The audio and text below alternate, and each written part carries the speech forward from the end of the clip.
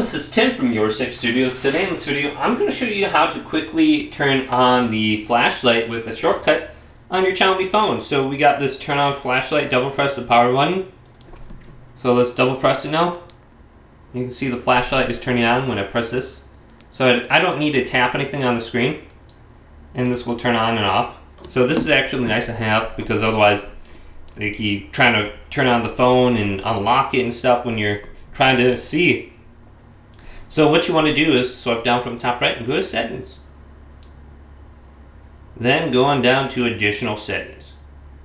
Located here. Go to gesture shortcuts. And then we can go to turn on flashlight. Double press the power button to turn on the flashlight. So hopefully this video did indeed help you out. Did, leave it a big thumbs up.